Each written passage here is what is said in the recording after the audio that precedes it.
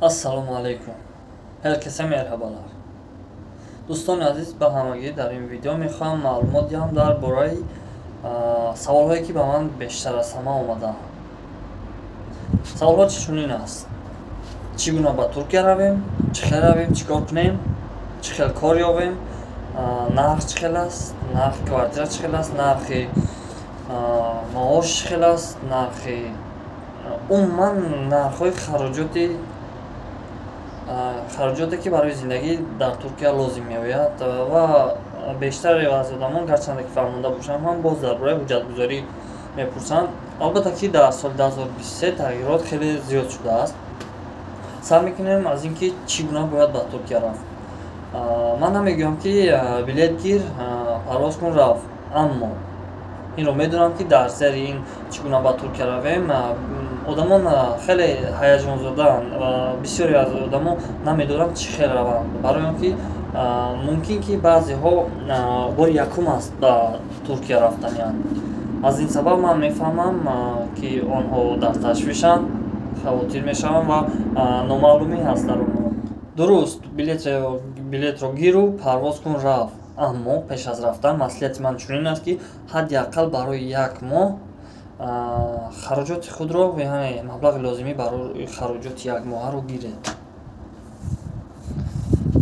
дӯстони азиз, дар бораи нархи квартираҳо мехоҳам ба шумо гӯям ки дар он ҷо ҳаст квартираҳое ки бо одамон зиндагӣ мекунед, масалан 5-6 кас ё 6-7 кас дар як хона, дар як ҳуҷра зиндагӣ мекунед. Нархи ин гуна ҷойҳо барои хароҷоти якмоҳа ки дар дарунаш дар баъзеаш вайфай ҳам ҳаст, дар дарунаш обу свету ҳамаи чӣ дохил аст, мешавад 1000 лира. Акнун 1000 лираро метавонед дар Google ё Яндекс ба курси доллар ё рубл ё сомонӣ гардонед. Расходи якмоҳа барои зиндагӣ кардан танҳо квартира ин 1000 лира. Агар ки хоҳед ки танҳо худатон дар як ҳуҷра зиндагӣ кунед, ин аз 150 доллар то 200 доллар ҳаст. Як ҳуҷраи холӣ барои танҳо як кас, як худатон. Агар ки хоҳед ки алоҳида квартира синимат кунед, яъне ба худатон алоҳида хона дошта бошед, он сар мешавад аз 300 доллар, яъне квартираҳои як хонага 300 доллар, 350 доллар ёфт мешавад. Боз квартираҳое ки се хона доранд, боз як зали калон доранд, ин гуна хонаҳо нархашон 500 доллар аст. Албатта дар хароҷоти иловагиаш 500 доллар бо обу свету, газ ва вайфай 550 доллар мешавад. Барои хароҷоти хурду хӯрок барои як кас, агар худатон танҳо бошед, 1000 то 1500 лира хароҷот доред дар як моҳ. Ин барои хурду хӯрок. Албатта ба шарте ки дар тарабхонаҳо ё дигар ҷойҳо ҳар рӯз наравед. 1500 хубаш 1500 лира ҳисоб кунед. Агар ки дар ҳуҷраи бо одамон зиндагӣ кунед, 1000 лира нархи квартира ва 1500 лира нархи хурду хӯрокатон мешавад 2500 лира расходи як моҳ. Агар ки сайру саёҳат, сувенир, боз ягон чиз либос харид кардану ин чизҳоро ба назар гиред, мешавад 3000 лира расход дар як моҳ. Албатта ин на ба таври эконом класс, ин ба таври комфортни удобно қулай зиндагӣ кардан. Агар ки ба таври экономӣ, агар ки бо он нафароне ки дар як ҳуҷра меистед, бо онҳо ҳамгап шаведу хурду хӯрокро як кунед, ба шумо шояд ки 1000 лира баъзан вақт зиёдатӣ мешавад барои хурду хӯрок. 1000 лира ҳисоб кунед, 2000 лира расходи якмоҳатон мешавад. Акнун меоем дар бораи маош ва ҷойи кор. Албатта барои муҳоҷирони корӣ, яъне барои хориҷиён дар Туркия корҳо аз 8000, 8500, 9000, 9500 лира сар мешавад, сар намешавад. Нархи маош чунин аст: 8000, 8500, дар баъзе ҷойҳо 9000. баъзан ҷойҳои корӣ ҷойи хоб метиҳад, баъзан ҷойҳои корӣ бошад танҳо хӯрок нисфи рӯзӣ медиҳад, яъне абед, баъзеаш бошад намедиҳад. ин аз вобаста аз дар куҷо кор мекунед. бисёриҳо мепурсанд ки ба куҷои Туркия равем. ман одди ҳамин тавр як маслиҳат ки агар ки барои комфортна зиндагӣ кардан хоҳед, хубаш ба Стамбул равед. ба Стамбул равед. Албатта Стамбул ду қисм мешавад. Стамбули тарафи Анадолу мегӯянд. албатта ин тарафи Осиёро дар назар дорад. боз Стамбули Аврупо беҳтараш ба тарафи Стамбули Аврупо равед, чунки дар он ҷо корхонаҳо, фабрикаҳо, фирмаҳо хеле зиёданд. ҳам агар ки тоҷик бошед, тоҷикҳо ҳам пуранд, ҳам агар ки узбек бошед, узбекҳо ҳам хеле зиёданд. дар он ҷо ҷойҳои корӣ бисёр аст. масалан текстилҳо ва ё ресторанҳо, чойхонаҳои узбекӣ, чойхонаи тоҷикӣ хеле зиёд аст. агар ки гӯед ки ба ман ягон маҳалла ё ки ягон кӯчаро нишонаашро бигӯй, ман ба шумо мегӯям ки ба маҳаллаи Аксарай равед, ба ҳамон тарафҳои Аксарай, чунки дар он ҷо текстилҳо хеле зиёданд. ҳам либосҳо, ҳам ба шумо харид кардан либосҳо осон мешавад, ҳам шумо метавонед ягон намуди тиҷоратро ба роҳ монед, агар ки камтар каларо кор фармонед. яъне имконият бисёртар аст назар ба тарафи Анадолуи Стамбул. маошам дар он ҷо чунин аст. масалан ман пурсидам аз корҳои текстил. дар он ҷо метавонед без опит, яъне бетаҷриба кор кунед. ба одамони бетаҷриба 8500 лира маош медиҳанд. дар баъзе ҷойҳо бошад 9000 лира. дар баъзе ҷойҳо хӯрокаро низ медиҳанд.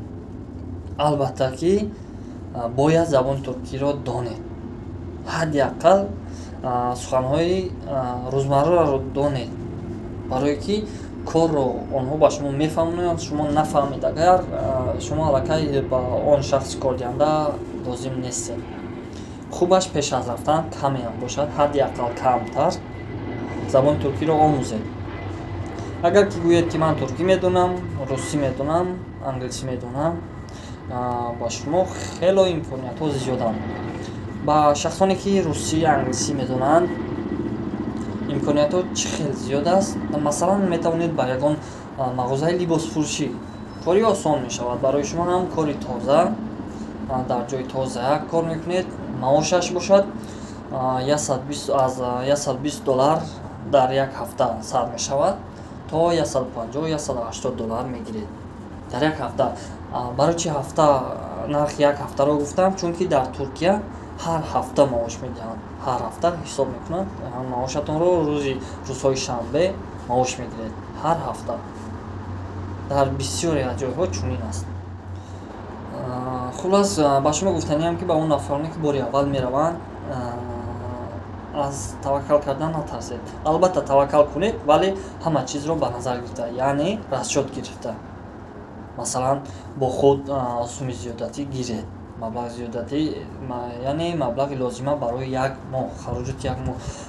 шояд рафту кор ёфта натавонед, шояд рафту ҷои хоб ёфта натавонед. барои ин хел ҳолатҳо бо худ маблағи зиёдатӣ гиред. маслиҳати дуюмам ин ба тарафи Стамбули Аврупо равед. маслиҳати сеюмам бошад албатта забони туркиро ҳаракат кунед, омӯзед. дигарро қайд карданиам ки дар соли 2023 аниқтараш аз байни соли 2022 ба шаҳрвандони хориҷӣ, яъне ба касоне ки барои кор мераванд, умуман ба хориҷиён ҳуҷҷатгузорӣ накарда истоданд.